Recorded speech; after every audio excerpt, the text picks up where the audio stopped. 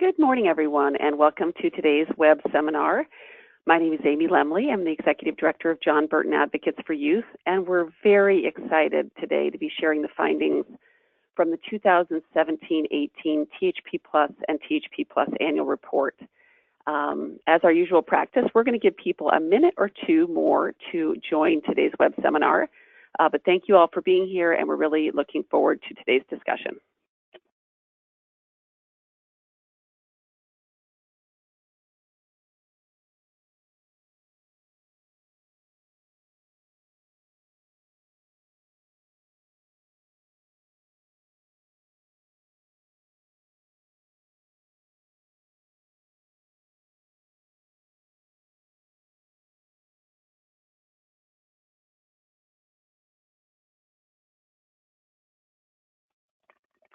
All right. It's a few minutes after 10, so let's jump in and get started. We have a very full presentation today.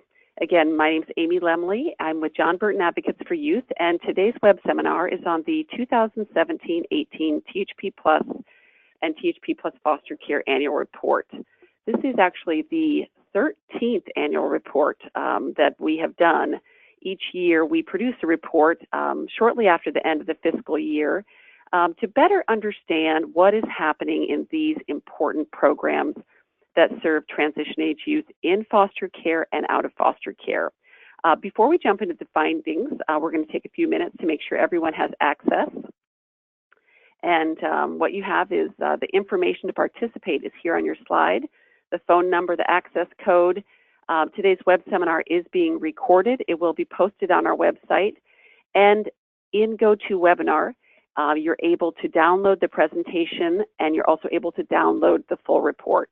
So you can go ahead and follow us and write notes on that, or share it with colleagues later. Everyone who did register will receive a link to both of these items. All right, now let's really talk about who's going to be sharing information today. First, we have myself, Amy Lemley. I'm the Executive Director.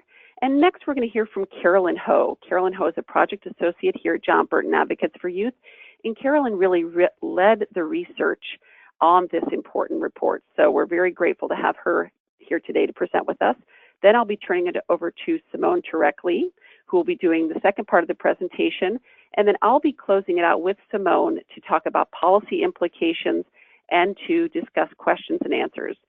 So this is a very data-heavy report. And so what we'd like you to do is, as you come across information that you want to ask a question about, please don't wait till the end. Go ahead, take a moment, put that in your question section of the control panel. We'll be monitoring these, tracking them, and making sure to address as many as we can in the question and answer section of today's web seminar. So with that, I'm going to turn it over to Carolyn. Great, thanks, Amy. So let's first start with an overview of where we stand statewide with THP+FC.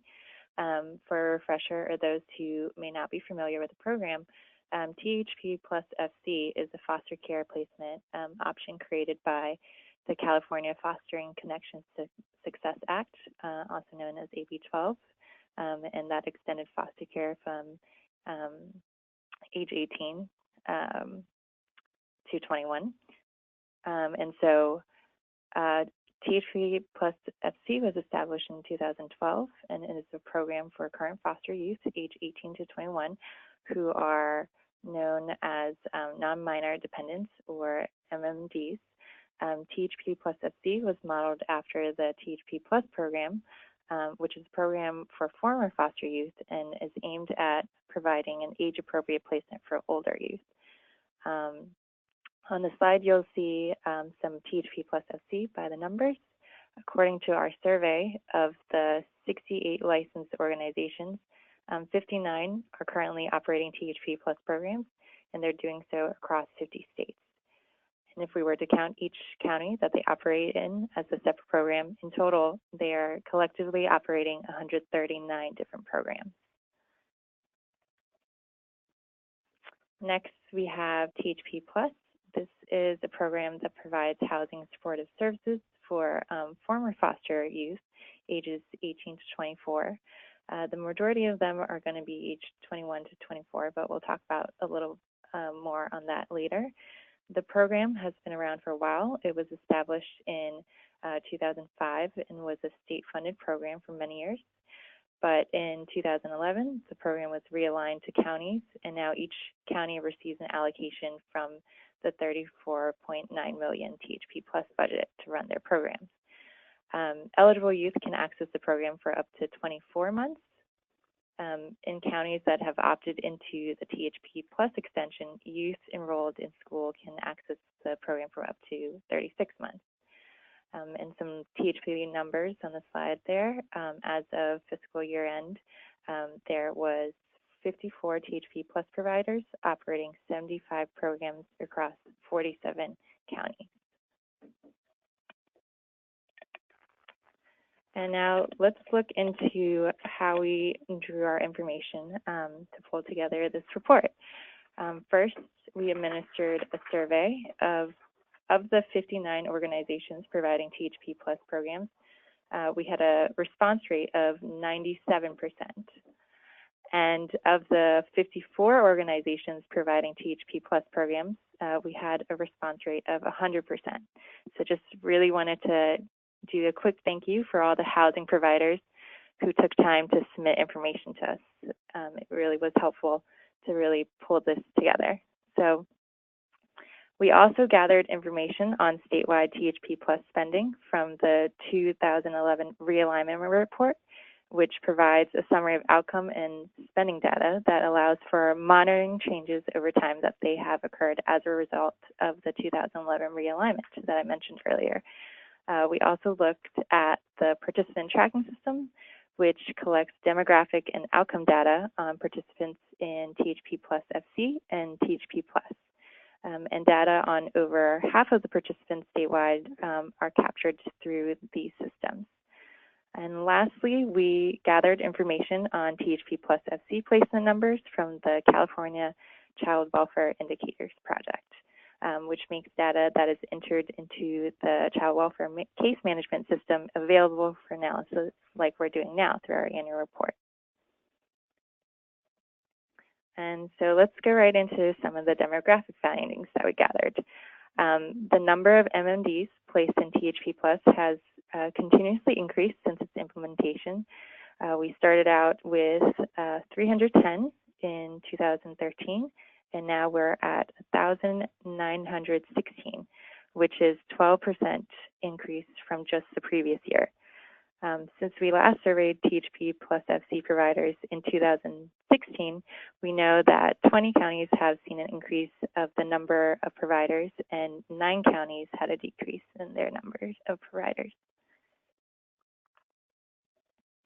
And so not only has the number of MNDs increased, but the portion of MNDs placed in THP Plus has also grown in comparison to other placements. In 2013, only 4% of MMDs were placed in THP Plus programs, and now we are at nearly 1 in 4, or 23% in this type of placement. Only the supervised independent living placement is the one other placement for MMDs that has a higher proportion of youth in it. So as you can see here, not much have changed demographically. There are some slight changes in the ethnic and racial demographics, but in previous years we saw there is a larger portion of females compared to males. The most notable thing here is that there was a decrease in the portion of youth supervised by juvenile probation from 18% last year and down to 16% this year.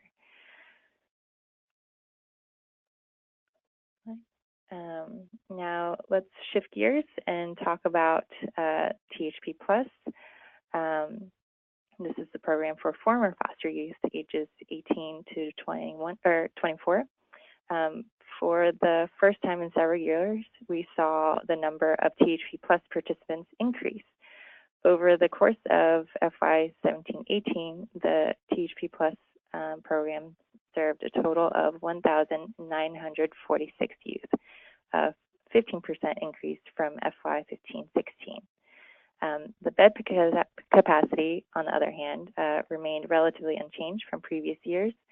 This is the total number of beds that counties contract with their providers to operate, and it's essentially the maximum number of youth that can be served in THP Plus across the state at a moment in time if all beds are filled. So as of fiscal year end, the THP Plus bed capacity for the state was 1,411. And since we last surveyed providers in FY 15 and 16, 25 counties reported an increase in the number of youth served, and 17 reported a decrease. Next slide. So now here we're looking at THP Plus spending. So as previously stated, the 2011 realignment directed funds from state to the counties to run THP Plus programs. And so as you can see here, statewide spending on THP Plus has increased after 3 years of reduced spending. Spending dropped by 21% following the 2011 realignment and implementation of extended foster care. But now that the first cohort of youth in extended foster care has moved on, we can see that spending is back on the rise. So it has increased by 5% in FY 15 and 16 and another 5% in 16 and 17.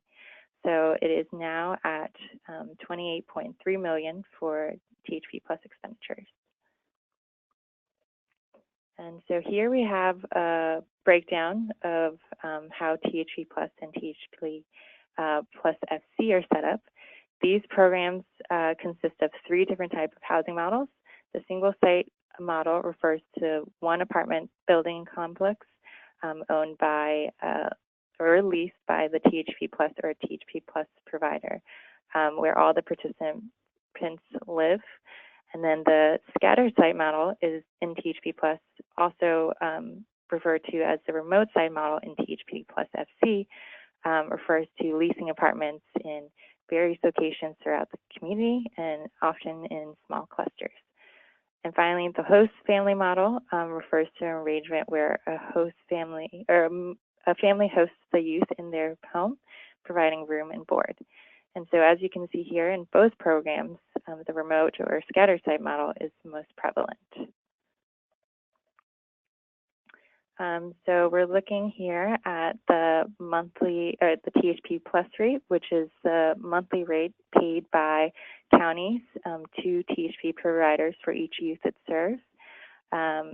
Here during FY 2017-18, the average monthly THP Plus rate was $2,540 for a single site housing model, $2,403 for a scatter site model, and $2,120 for a host family model. And they all had 1%, 4%, and 23% increases respectively from FY 15 to 16. Now this isn't a set rate, but rather an average among the different counties. And so counties have the ability to adjust the rate if they choose, and there isn't necessarily an automatic cost of living adjustment like there is for foster care placements. In total, we saw that 12 counties reported that their THP Plus rate has increased since the previous year, but the majority of the counties with THP Plus program noted that their rate remained the same. Next slide. Next, let's look at some of the demographic changes that we saw in THP Plus programs. You can see that the makeup of THP Plus has historically always been more females than males, but this year there is a bigger difference in the guy-to-girl ratio. It is now 64% female versus 36% male. We also have seen a dramatic growth in the portion of youth ages 21 to 24. In FY 10 to 11, 81% were 18, 19, or 20-year-olds, but now we turn to almost 10 years later, and that has completely flipped. We are now at 93% who are 20 to 24-year-olds, so a dramatic shift to older youth.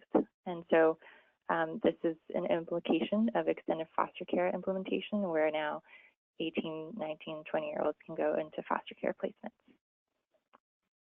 Next slide. So here we also saw a drop in the percentage of youth who were on juvenile probation. It was 15% in FY 11 to 12, and it has now cut in half to 6% in the last 2 years. And now I will turn it over to Simone to discuss some findings related to housing. Thank you, Carolyn. And thanks so much for administering the survey to all of the providers, and obviously thank you to the providers for completing the survey. Carolyn did a great job of just, getting such a great response rate and working with everyone to get their surveys in, and then working with that data to produce the information for this report. So thanks, Carolyn, for that. So I'm going to talk a little bit about findings related to housing. So here we're looking at youth who entered a THP+FC placement over fiscal year 17-18.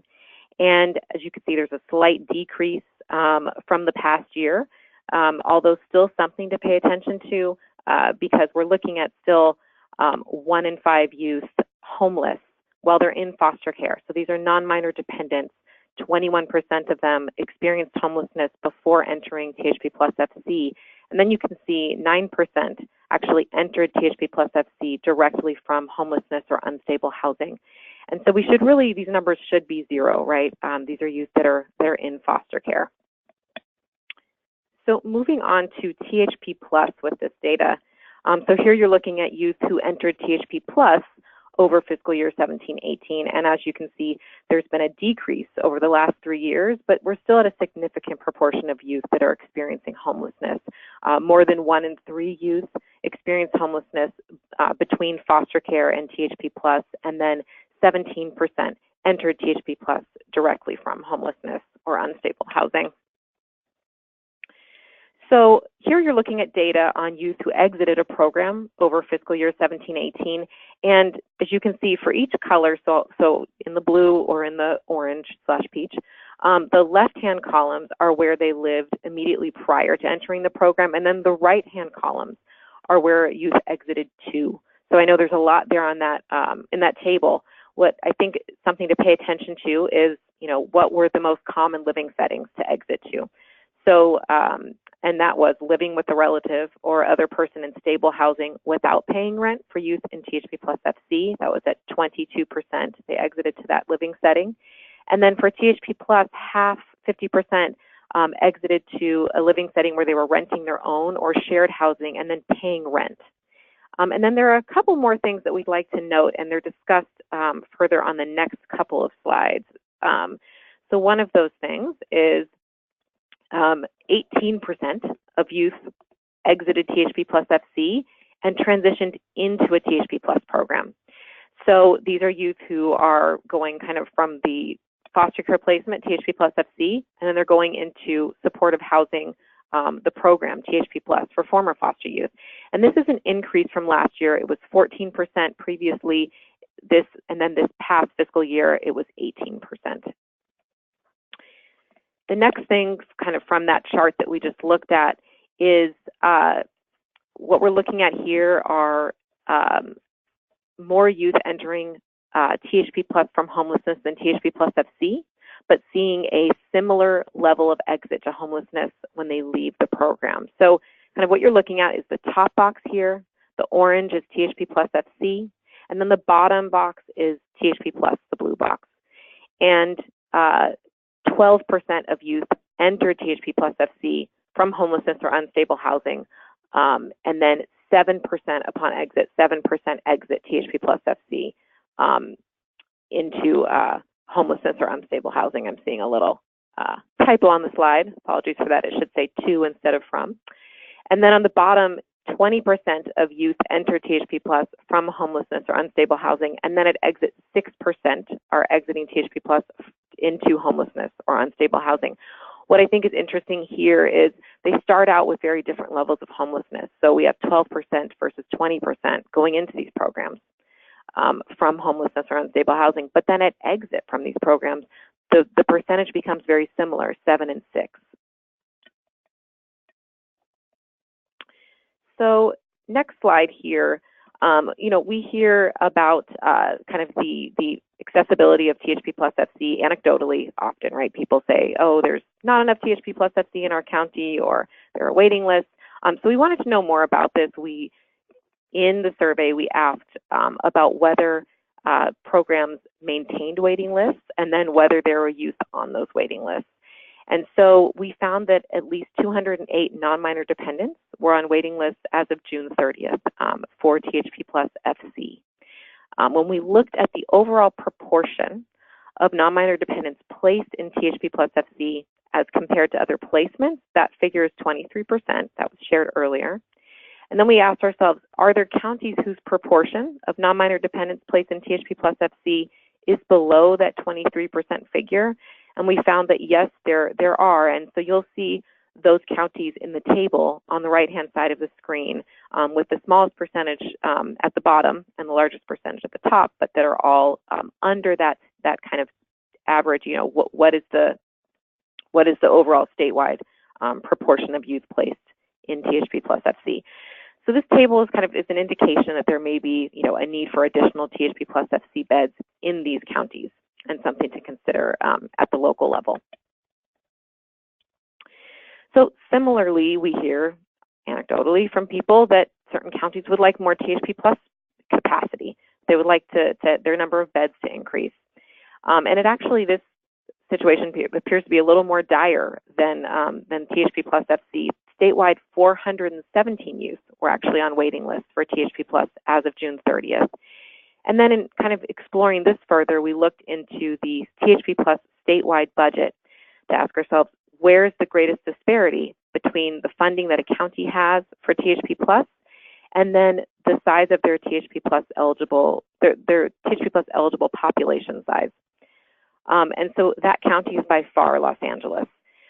Using the number of NMDs as an indication of population size, kind of knowing that upon exit these youth will be a THP+ eligible, you look at that 2,627 non-minor dependents in LA County make up 31.4% of the total state's non-minor dependent population. However, of the $34.9 million state THP+ budget, LA is allocated just 6.2% of it. So youth who achieve permanence between 16 and 18 are unable to access THP+. So eligibility for the THP+ program is that you must have been in foster care or out-of-home placement on your 18th birthday, and you must be, you know, working toward the goals in your TILP. And we hear all the time that, you know, there are these cases where youth exit the system to, you know, adoption or guardianship or reunification as older teenagers, so as 16-year-olds or 17-year-olds, but they don't stay in the system until 18. And then on occasion, they end up homeless because perhaps their permanency plan didn't pan out. And so we asked in the survey about the incidence of this happening from the provider's experience. Providers reported that 36% or 36 of their 75 THP+ programs had denied youth entrance to their program essentially because they exited foster care too soon, before 18. However, these were youth that exited after age 16, so they virtually spent, you know, most of their childhood in care. And when we asked how many youth were denied admission due to this eligibility criteria and constraint, providers reported that this prevented 104 youth from being housed. So, and then overall, this trend took place in 47%, so 22 counties of the counties in the state with THP+ programs.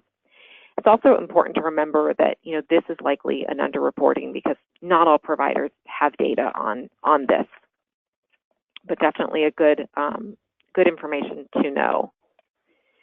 So THP+ experienced a decrease in involuntary exits. THP+FC did not. I know this was a very, you know, widely discussed topic last year when we released the annual report. And an involuntary discharge is an exit based on program noncompliance. So when youth exit the program, you know, they're either exiting voluntarily or they're being asked to leave the program. So we were eager to see, you know, when we did the analysis this year if the rates had changed at all. You know, the good news is that they have in THP+ on the right-hand side, 27% of all exits over the last fiscal year were involuntary, and this is down from 36% in fiscal year 16-17. In THP+FC, on the left-hand side of the screen, there was just a 1 percentage point change from 33% to 32%, but if you're looking at this optimistically, it didn't increase. Involuntary exits can take the form of legal evictions, but we also know from the data that the vast majority don't. Over fiscal year 17-18, just 3% of involuntary exits in THP+FC and just 2% in THP+ resulted in legal evictions. So next we're going to talk about, kind of on a somewhat related topic, we're going to talk about average program length. So this is something we also talked about last year. Of youth who exited a THP+FC program over fiscal year 17-18, the average length of stay was 12.54 months. This is a 6% decrease from the cohort who exited THP+FC over fiscal year 16-17, when there was an average length of stay of 13.4 months. So unfortunately, we've decreased there. However, in THP+, of youth who exited a THP+ program over fiscal year 17-18, the average length of stay was 15.63 months, which is a 19% increase from the cohort who exited THP+ over fiscal year 16-17, when the average length of stay was 13.1 months. For THP+, there are a couple of reasons why the average length of stay may have increased. One being that 6 new counties opted into the opportunity to extend THP+ for youth enrolled in school, which I'll talk a little bit more in a moment. And anecdotally, providers have also shared that kind of the ramp up with the THP+ extension was a bit slow in some cases. So even without these additional counties, more youth may be accessing the extension. And then the second possible reason is, the rate of involuntary exit, as I just described, has decreased for THP+. And we know that if youth are not being kicked out of a program, it's likely that they're staying, for a longer period. So now we're going to turn to the findings related to education and employment. First, we're going to start looking at high school completion rates. And what you're seeing on the screen there is the majority of youth in both programs entered with a high school diploma. Of youth who exited a THP+FC program over fiscal year 17-18, 73% of youth had completed high school or received their GED when they entered the program. And then in THP+, this figure is slightly higher, with 83% of participants having entered their program with this academic credential or higher. And then you see the circled figures.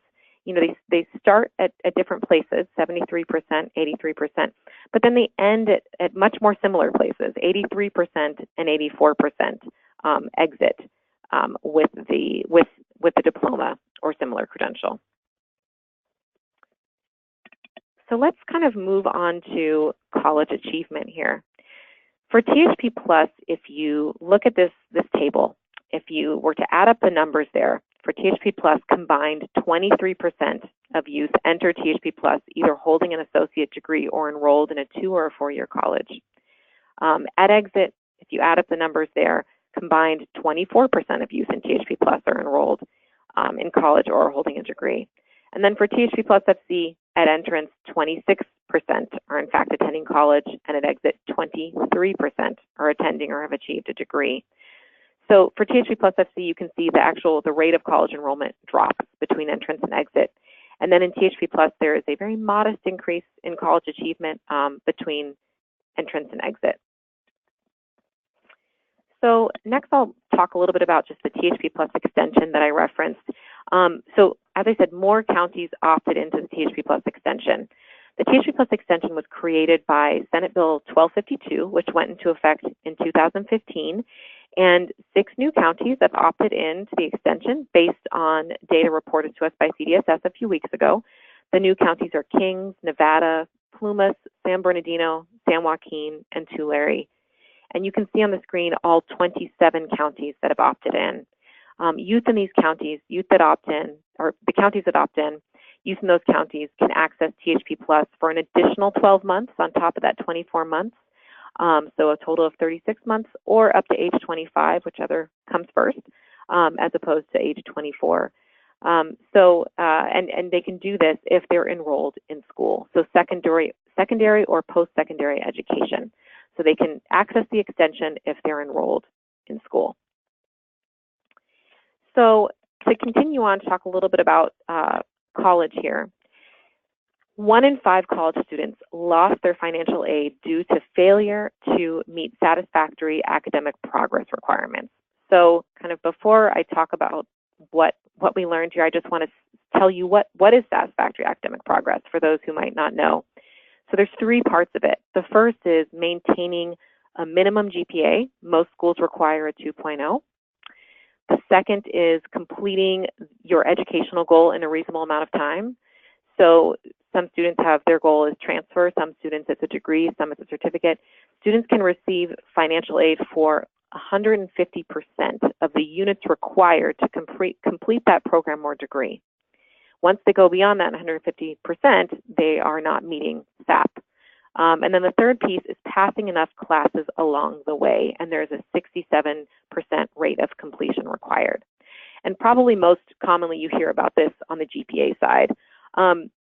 We've definitely been hearing for years now that losing financial aid because youth aren't maintaining their grades is a huge issue. We know for foster youth financial aid is incredibly important. So we asked providers about this in the survey, and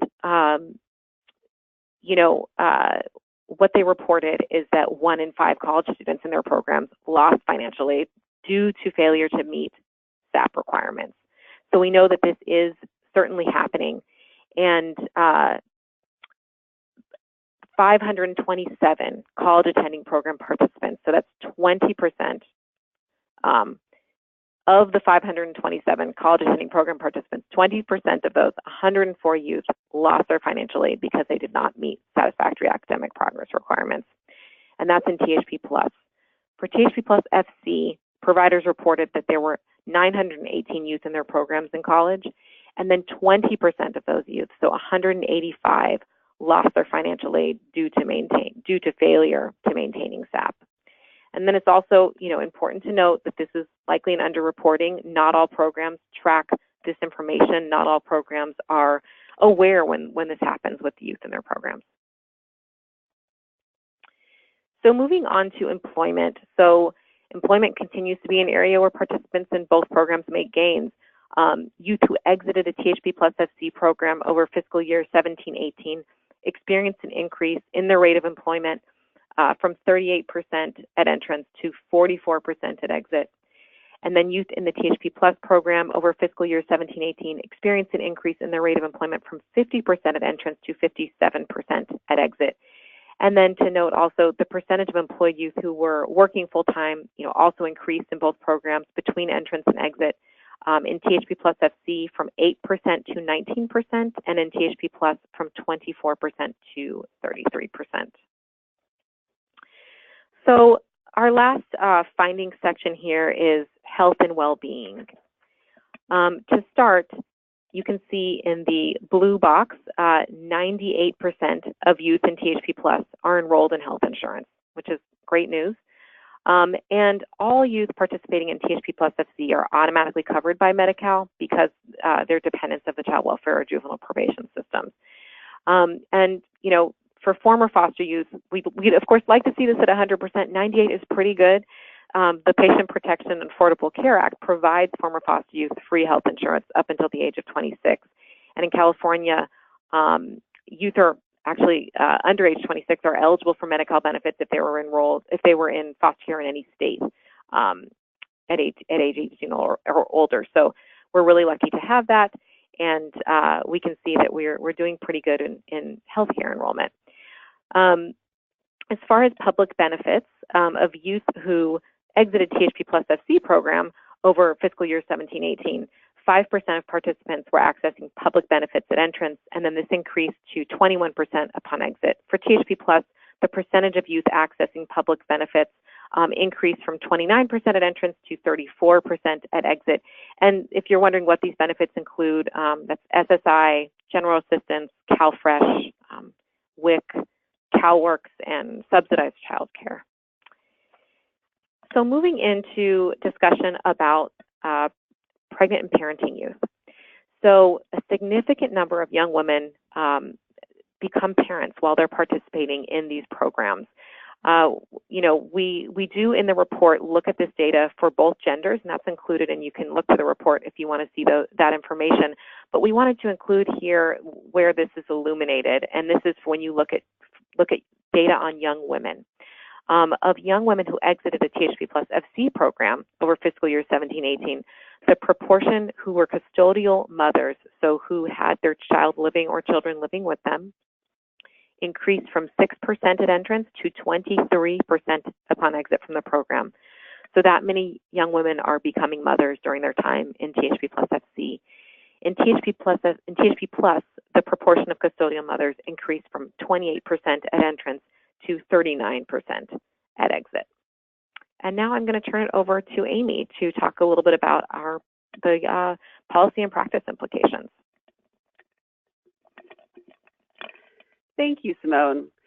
So we've definitely covered a lot of information, and but then the kind of bottom line is, so what? And so what we try to do is to share the information with you. What we've presented here is not exhaustive. We hope you'll read the full report, but we also try to draw from it, where do we go from here? What does this mean to us in our different capacities? If we're a THP+ or THP+FC provider, if we're a dependency attorney, if we're a social worker, if we're a child welfare administrator, if we're a philanthropist, how do we interact with these findings?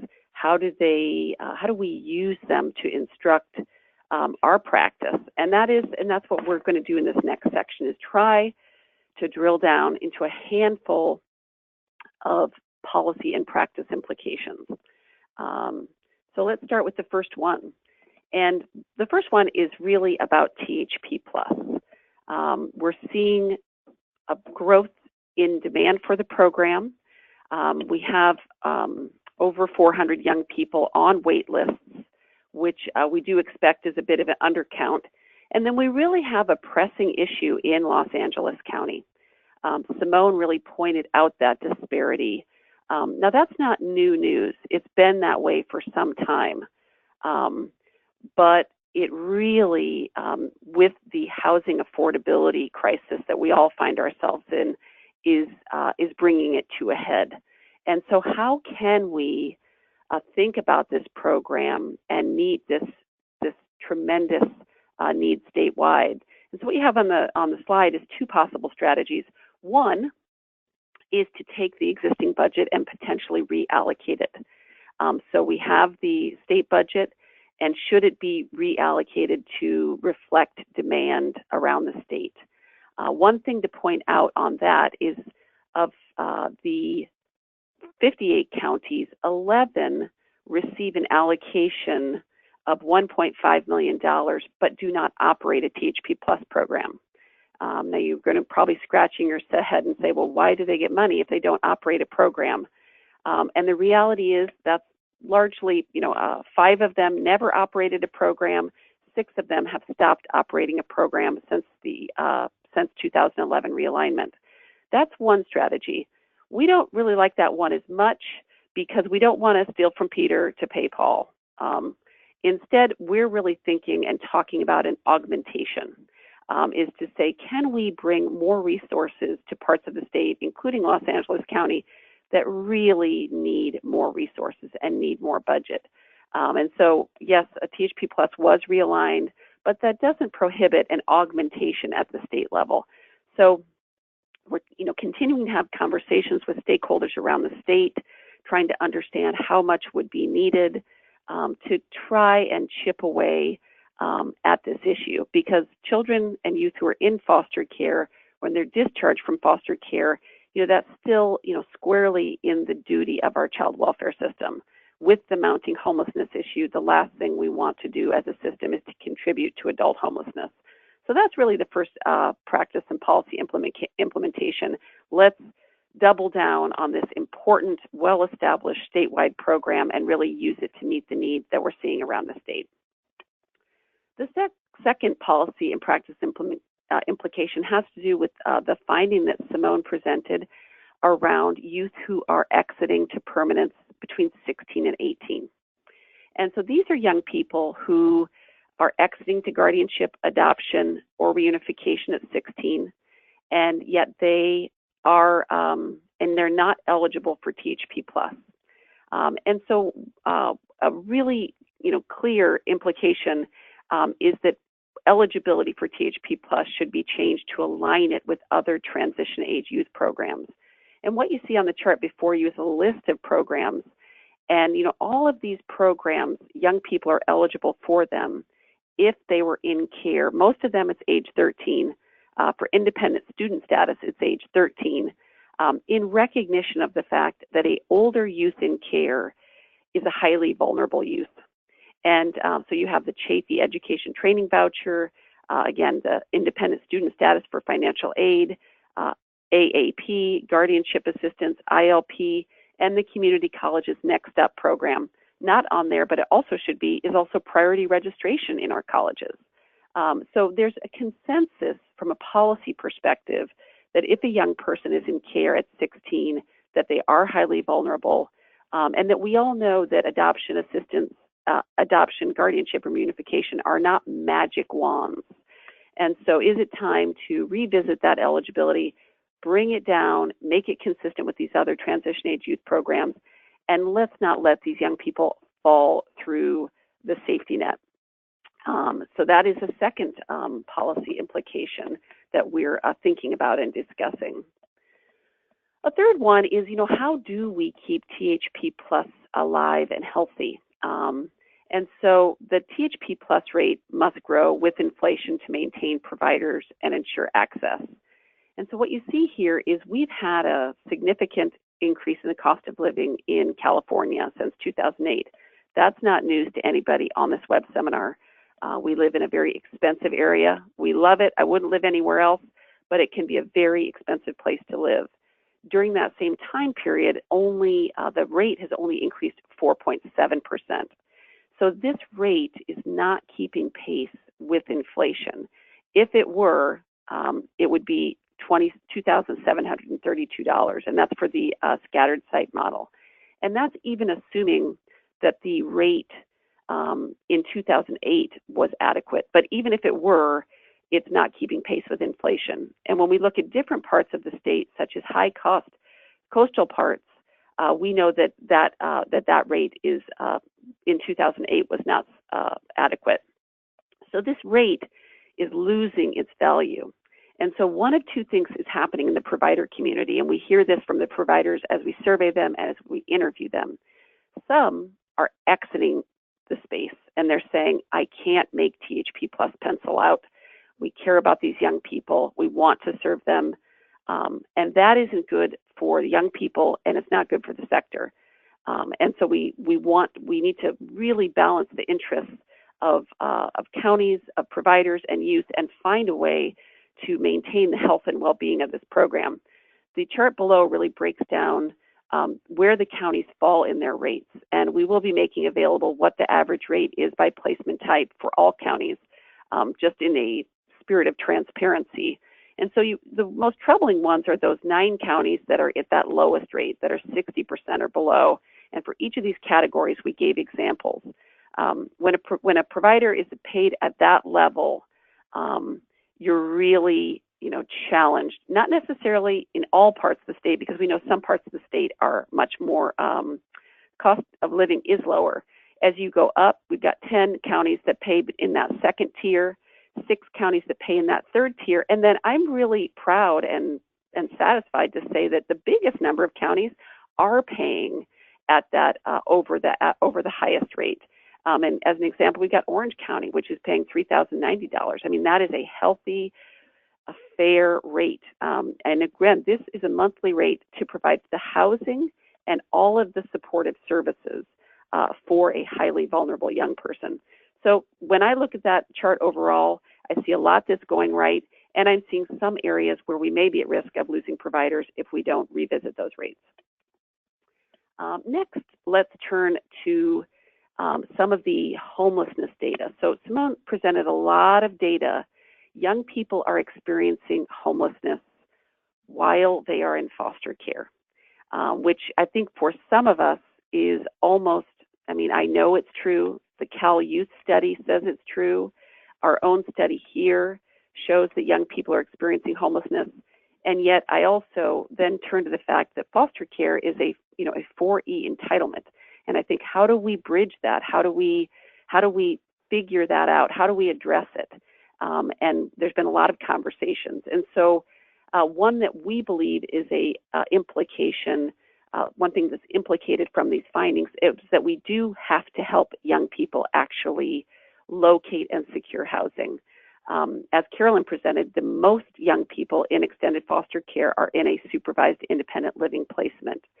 And so providing housing navigation services that are going to help them move from setting to setting. The regulations for extended foster care are very clear that it's not the legal responsibility of the Child Welfare Agency to secure the SILP housing. They do a readiness assessment and a health and safety inspection. The real kind of loophole we need to close as a community is helping the young people secure the housing. And we see from these homelessness numbers, they're not solving the problem themselves.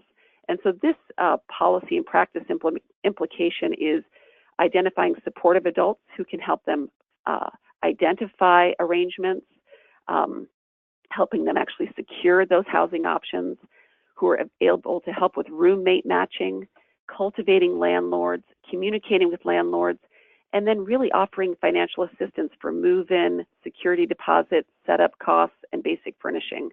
And so, at John Burton Advocates for Youth, we're looking, based on the excellent data available from the Cal Youth study, how many young people are moving while they're in that 18 to 21-year-old time frame, and starting to think about, can we put together a proposal that closes that loop?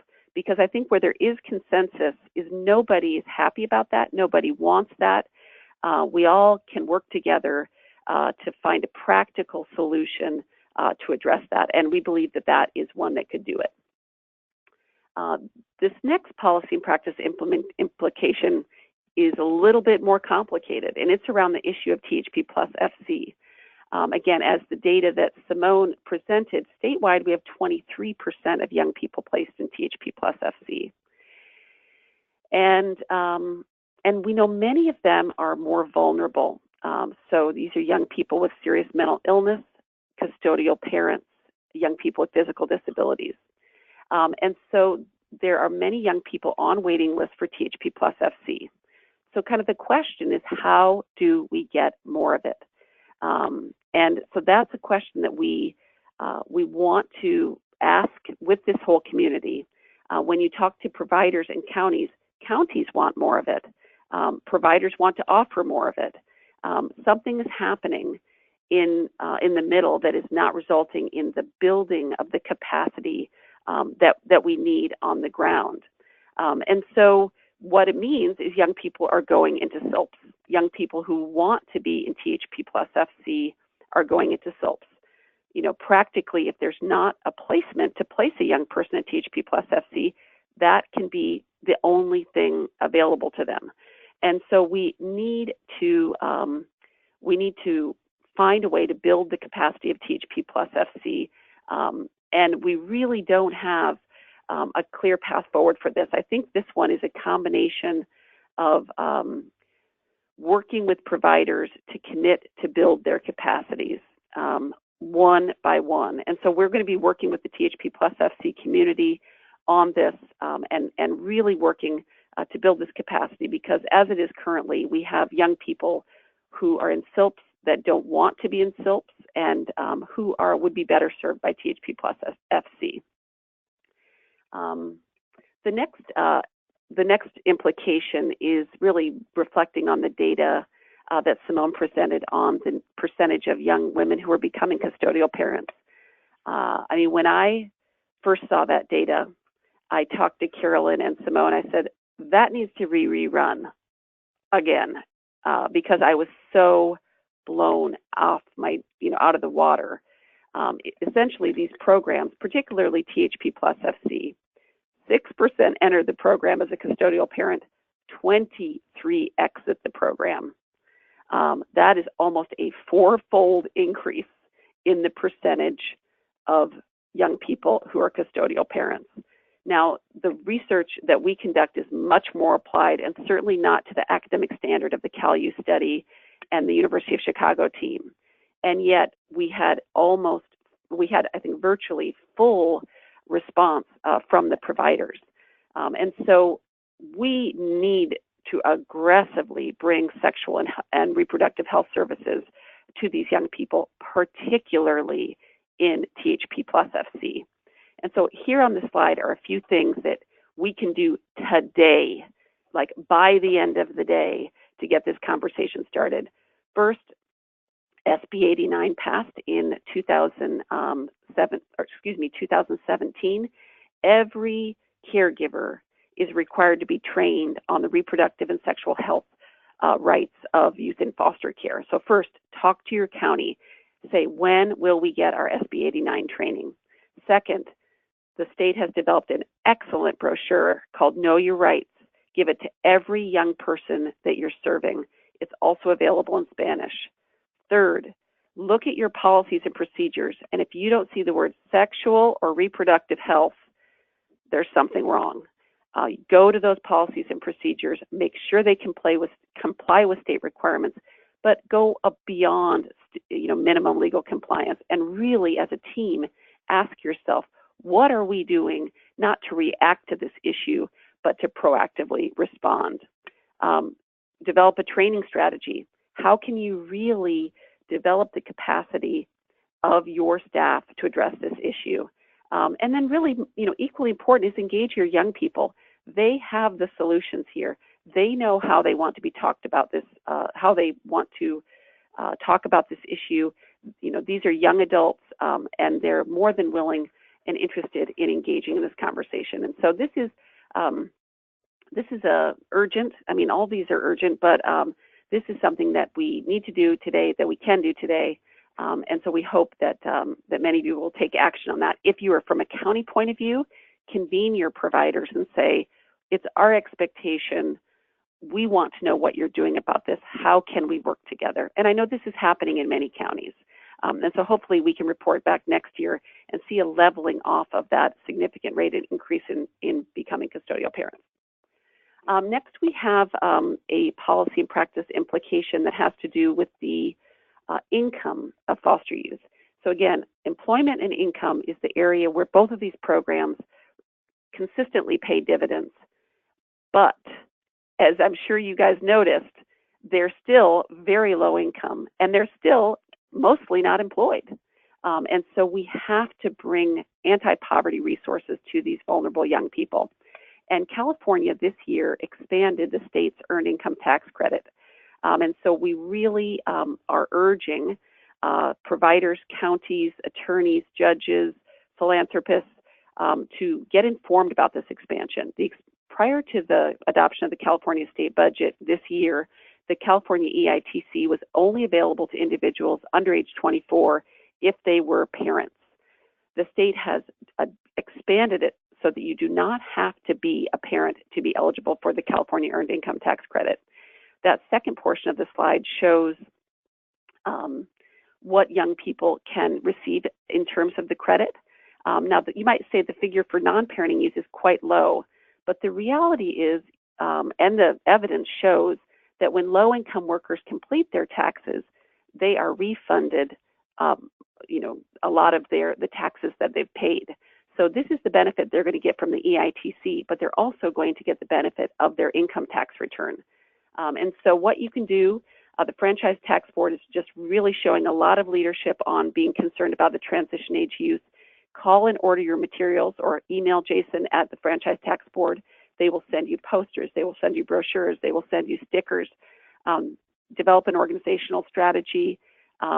We are going to be producing a technical assistance publication specifically around transition age youth. And we've already scheduled a web seminar where we're really going to go through it. And we're going to say, okay, let's talk about the issues specific to transition age youth. That includes things like the infant supplement, food stamps, financial aid, so that people are really equipped to go out there and talk about the California Earned Income Tax Credit with their young people and address any concerns that they may have, because we know some young people and some non-young people have reticence around taxes and fear around taxes. And so we really want to empower the community to have these conversations about this extremely valuable resource. Now, to talk about a few more policy and practice implications, I'm going to hand it over to Simone. Thank you, Amy. So the first thing here, programs must be retooled to promote college enrollment, retention, and completion.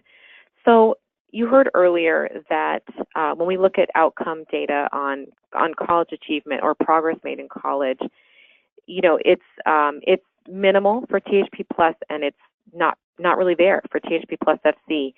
And I think although THP Plus has been in place for many years, THP Plus FC, or extended foster care generally, is much newer. And I think we really have to acknowledge that we now have foster youth that are college age. And I know we've been saying at John Burton Advocates for Youth, we've been saying this for a few years now, but we really want to see, kind of as a sector, we want people to acknowledge this and really take action on this. We really need to do more to kind of cross-pollinate with the post-secondary ed sector, learn more on both sides, because if we don't engage more with the young people that we work with and make changes to our policies and practices, they are not alone. Most of them, many of them, are not going to make the progress in education that they really probably want to or really deserve to. You know, we've been working with 36 housing programs over the last few years, or the last year, and some of them longer. And 31 of those programs are THP Plus and THP Plus FC providers.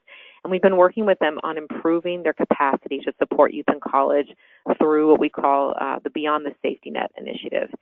And we operate off of a core practice model. It has 8 practice areas.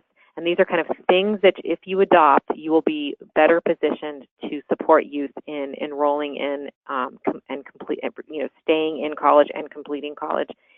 And so these programs are adopting a lot of these practices and are finding that it does make a difference. And we're learning a lot in working with those programs. So just an example, and you can see on the slide there in the little kind of honeycomb shape, there is all the different practices that are included in the practice areas that are included in the core practice model. And then on the right side of the screen, you can see there's a URL where you can find kind of the tools that we've developed over the course of the initiative. So I really encourage you guys to check those out. Just kind of an example to kind of operationalize this and to use something that we've just talked about in the report. You know, programs are reporting that less of their youth are losing financial aid due to failure to maintain SAP requirements, because they're using a more intensive academic focused case management model now, where you kind of go above and beyond asking, you know, how's school? It's fine, great, let's move on. You're asking targeted questions and you're plugging into that youth's experience as a student in college kind of throughout the semester at asking specific questions at specific times. And so they're seeing that it makes a difference. And so we really, again, just encourage providers and counties to kind of acknowledge and take action in this area. And on a related note, speaking of SAP requirements, as you heard earlier in the presentation, 1 in 5 college students, providers reported that 1 in 5 of their college students in their programs lost their financial aid due to failing to maintain SAP. And so we, you know, this is, as I mentioned, this is something we've been hearing about for a while, and it is a significant issue. We'd like to really see it addressed at the policy level, and there are also practices that you can adopt right now to address this, you know, in your program or with the young people you work with. So on the policy side, there are 2 potential kind of policy changes that we're looking at.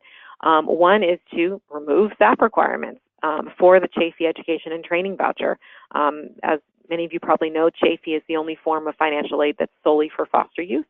So the concept would be to simply remove those SAP requirements for that form of financial aid. The second one there is a little milder. It would be to grant foster youth kind of an automatic extended probation period, so they'd have more time to correct their grades or whatever it is that was, making them not meet SAP requirements before they'd actually lose their financial aid. So it would extend that for them, maybe, automatic 2-semester probation. And probation probation kind of guidelines, they vary from school to school. And then on the practice side, there are a number of things, like I mentioned, that people can do right now that work with college students. One is simply educate youth on the financial aid process, make them aware, make sure that they understand that there are requirements in keeping their financial aid, understanding what satisfactory academic progress is. You can support youth in enrolling in a caseload that meets their readiness level. So let's not just tack on all the classes in the world the first semester and say, let's give it a try. Let's be realistic. Let's maybe start off slow, see how the student does, and then, build from there.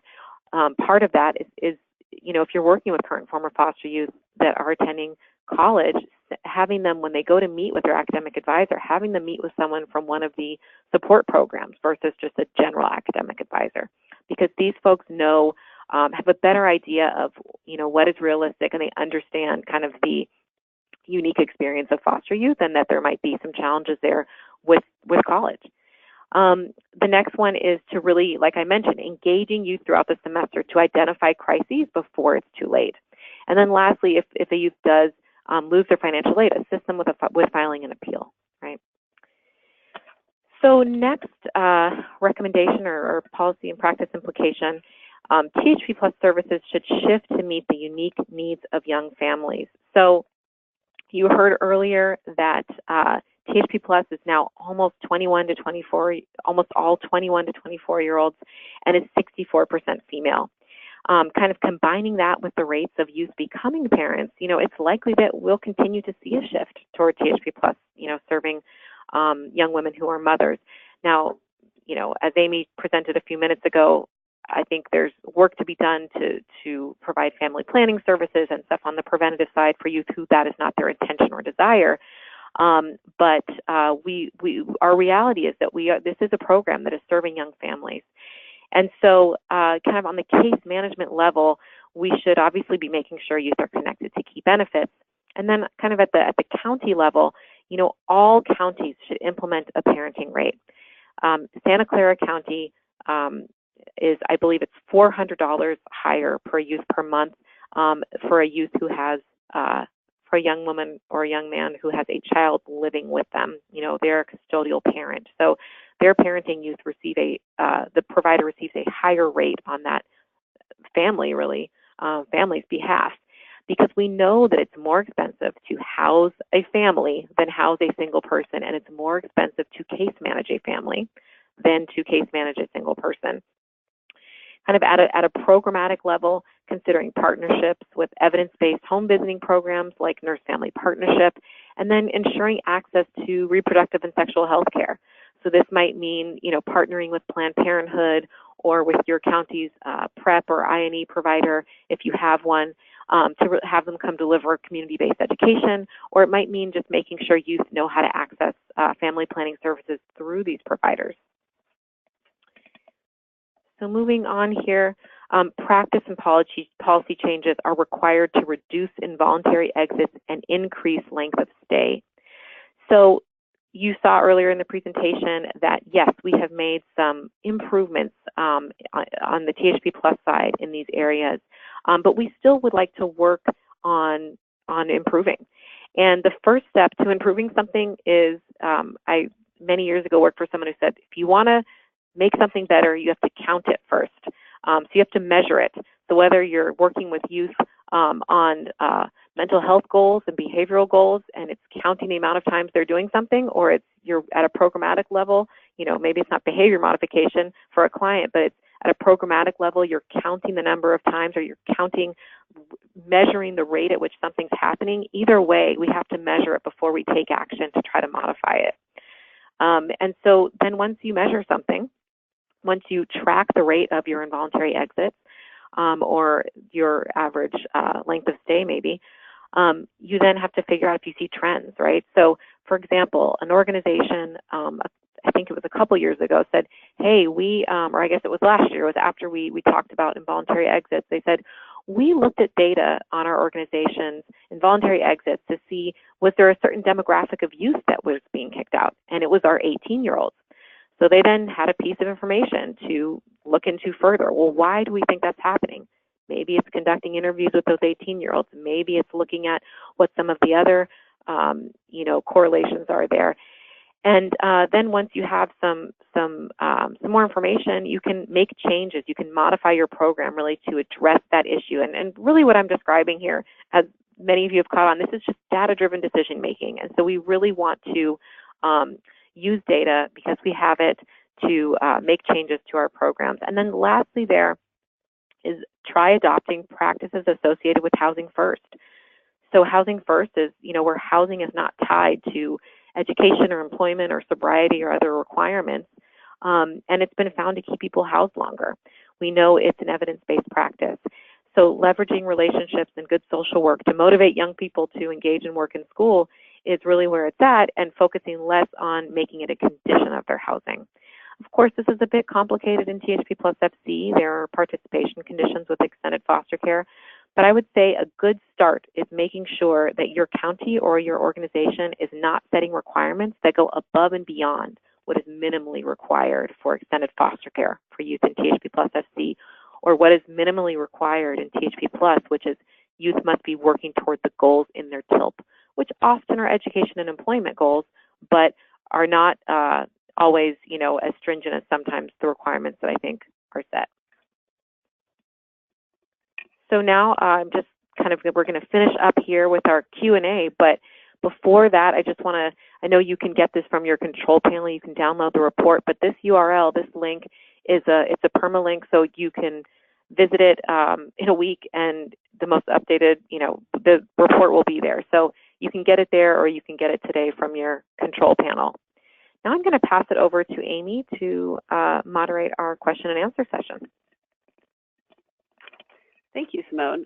And on the slide you have before you, for each of the practice and policy implications, we tried to gather, different links, different information. Some of it's ours. A really great resource around the sexual and reproductive health is the California Department of Social Services Healthy Sexual Development work group page. So there's a lot of good resources there.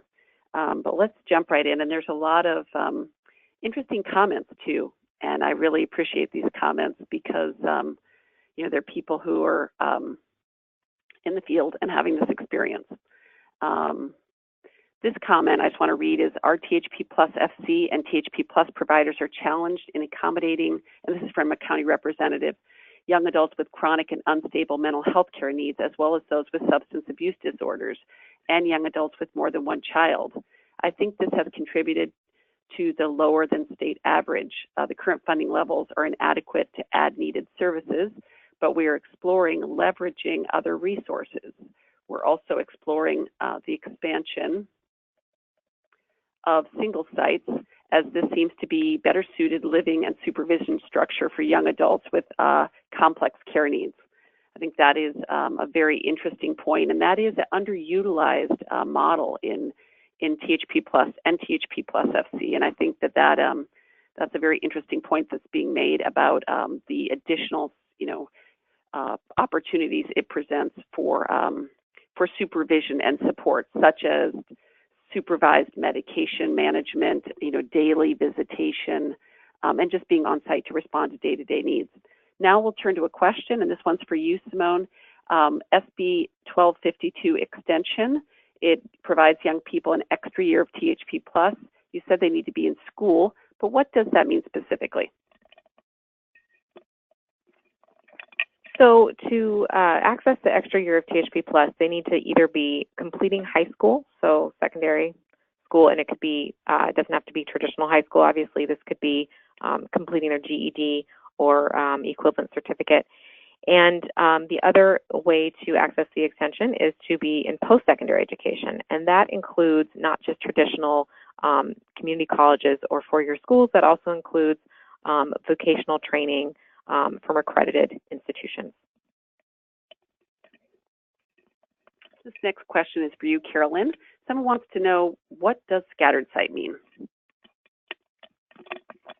Scattered site is a housing model where the provider has either a cluster of apartments across within various locations in the community versus a single site model, which is one building complex where all the participants live in.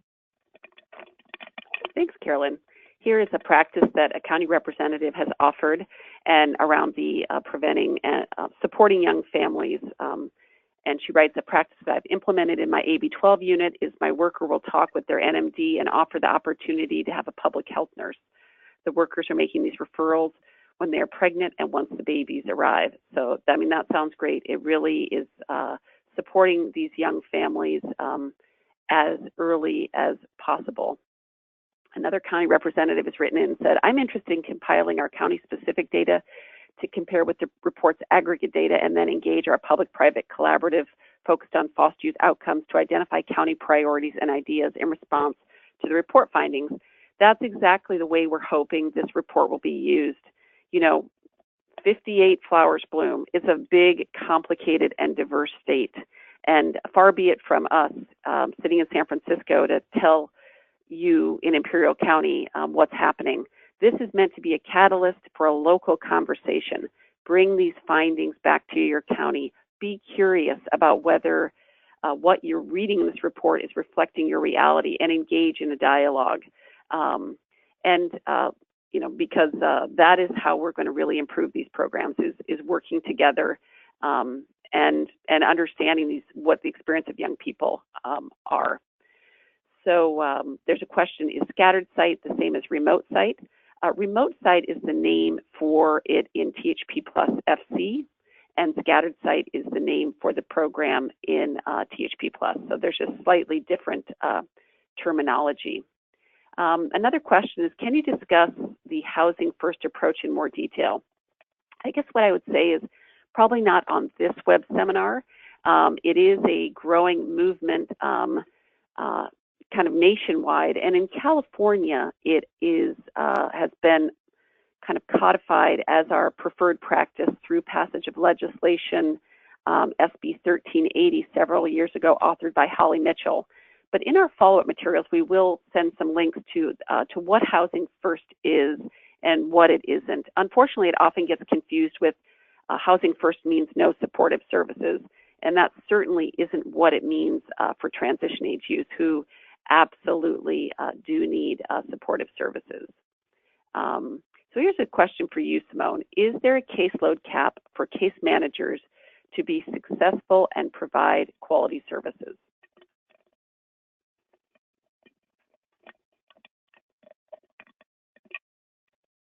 So there is a case manager to client ratio of 1 to 12 that is in the THP+FC regulations.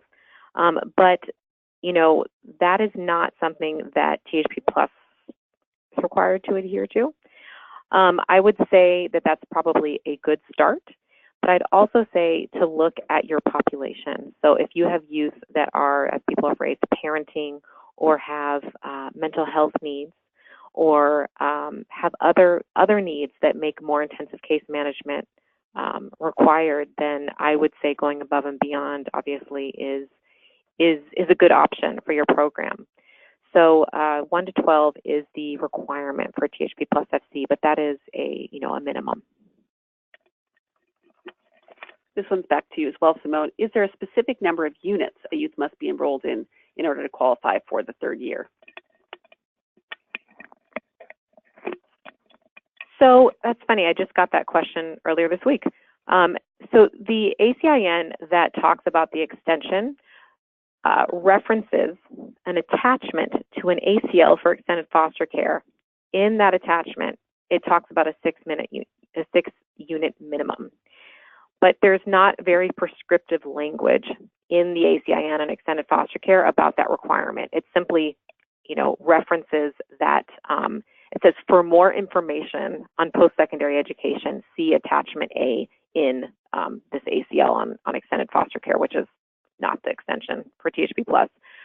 So it is not a hard and fast requirement, but it is a standard that I know many counties do use as for their third year. They use the 6 unit minimum.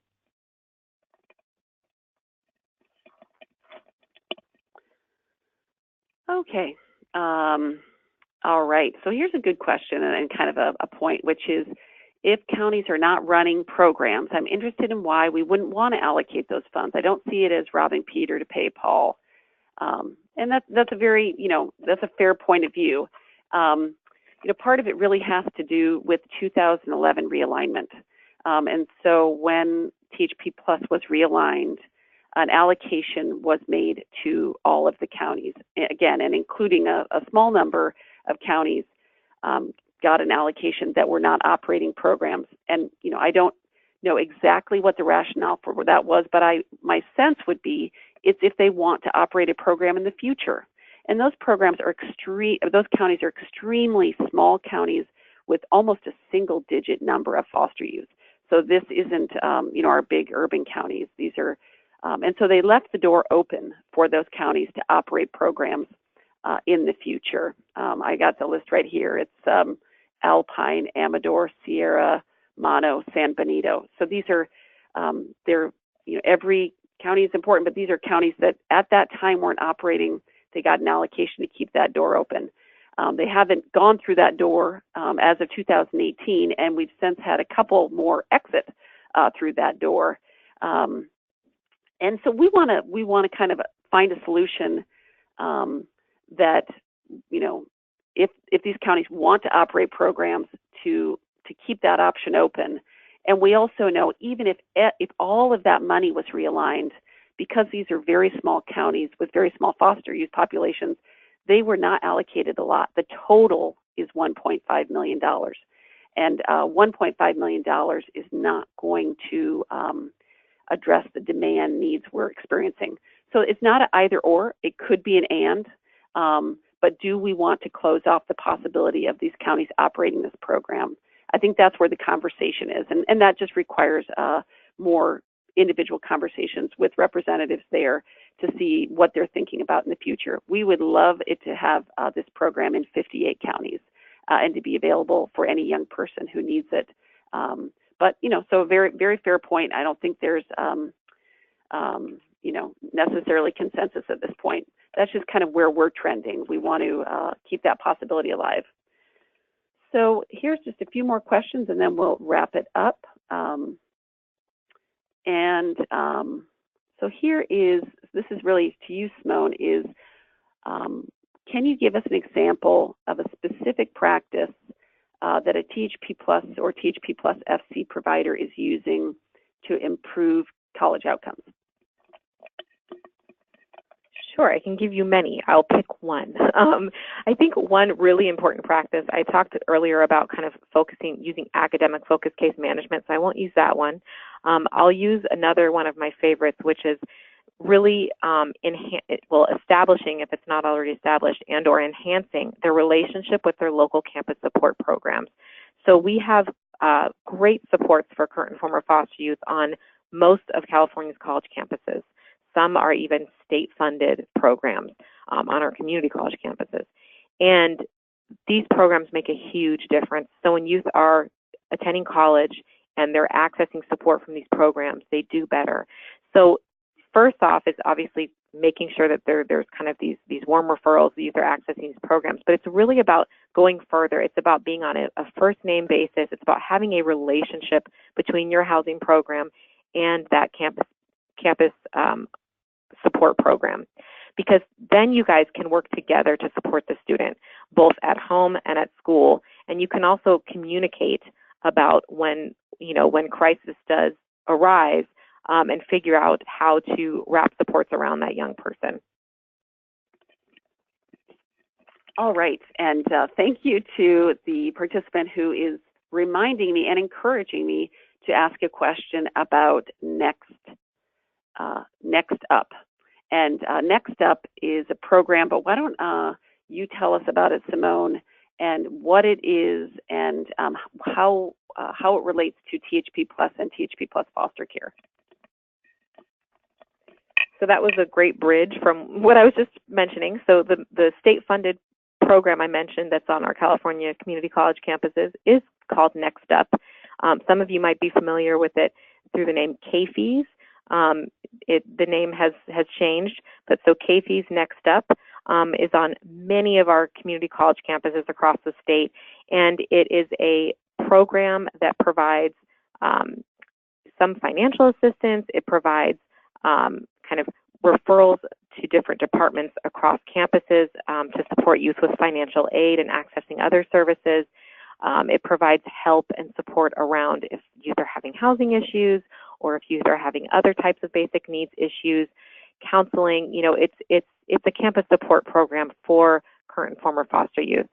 And so this program, if you aren't aware of it, you should go to the California College Pathways website, and it lists all of the schools where this program exists.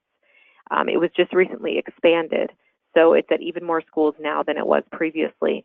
And so if you go to cacollegepathways.org and go to Find Campus Support Programs, there's a drop-down specifically for KFES Next Up, and then you'll see the entire exhaustive list of all of the schools where you can find a KFES or a Next Up program. And you can also, on that website, find the contact for that program so that you can reach out directly to them and make that connection. Thanks, Simone. Here's a comment, and I think it's just it's like, how do other counties and providers handle the surging number of emotional support animals that youth have, as the animal may provide comfort, but also makes finding housing more challenging? You know, that's an excellent question. I don't think we are prepared here, but what we would be willing to commit to is to maybe work with the Transition Age Youth Work Group of CWDA and see how counties are thinking about this. This was kind of a similar issue around, you know, medical cannabis and I guess now recreational cannabis. And when, you know, I guess it was more of an issue before recreational cannabis, but one of those situations that surfaces where someone has a legal right to something, but it can complicate the securing housing and maintaining housing. So we'll look into that and kind of report back what we find either through a Q of the W or just in some other fashion.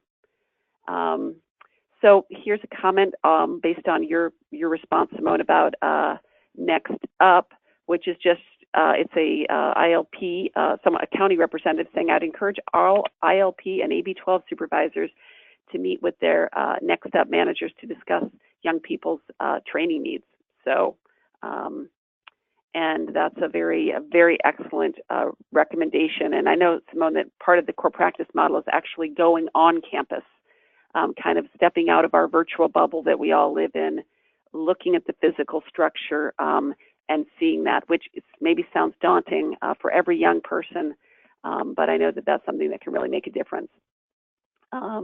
Maybe one last comment is we've encountered NMDs residing in our county, but dependents of another, and when eligible, the jurisdictional transfer wasn't advanced. Luckily, we caught it, but close calls to complete the jurisdictional transfer prior to the NMD turning 21 so that they remain eligible for our THP+, which is closed to former dependents only.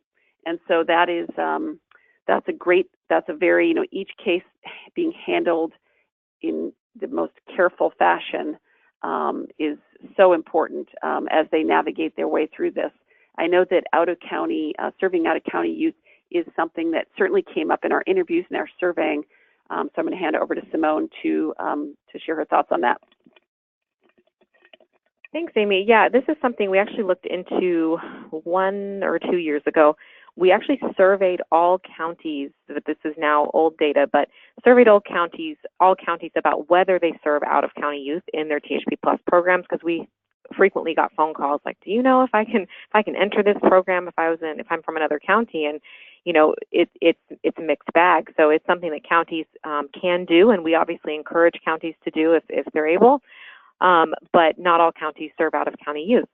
So there is a list, and what I'll do is I'll send a link to it in our follow-up materials, because I don't want to try to waste time and find it now. But on our THP Plus site, I know if you do hover over THP Plus and go to out of county youth, it'll give you a list of counties and what their policy is on accepting out of county youth.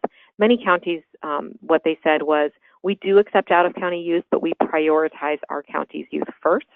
So part of it has to do with capacity, right? So if a county is has a waiting list and has no more beds, it's a bit of a moot point. But for a county that does have availability, it's certainly a great option, because there are youth, like you've learned, on waiting lists in neighboring counties that would be more than happy to access your THP Plus program. All right, I think we could probably go on all day, but an hour and a half of THP Plus and FC is probably where we should stop. I did get a notification that some of the links on the presentation are not working, and so we're going to check each of those. We can also put a link to that list of next up programs that Simone referred to. And then we also have a calculation of THP Plus rates by fair market value. And so this was an analysis that we did last year, which applied the fair market value, or the fair market rate that's used for HUD's housing choice voucher to the THP Plus program, given the variable cost of housing around the state. And it is an effort to try and recommend what would be a fair THP Plus rate using the same methodology that HUD uses to set its fair market housing rate for their housing choice, Section 8 vouchers. Again, it's information to inform the conversation and something, if it's of use, that we hope you'll draw on. So before we conclude, I want to take a minute again to thank Carolyn Ho, my colleague who was our primary researcher for this report. She did an excellent job. Thank you to Simone, and really thank you to everyone who participated in the completion of this report to get almost 100% of THP Plus and FC providers, given all you're doing on behalf of Youth Every Day, is spectacular, as well as thank you to all of the county representatives that we draw on regularly to test hypotheses, to get clarification, and to just brainstorm about how we can address these issues. To everyone, we really appreciate your time and your commitment to these important programs and to transition age youth in California. So that concludes today's web seminar. Thank you again.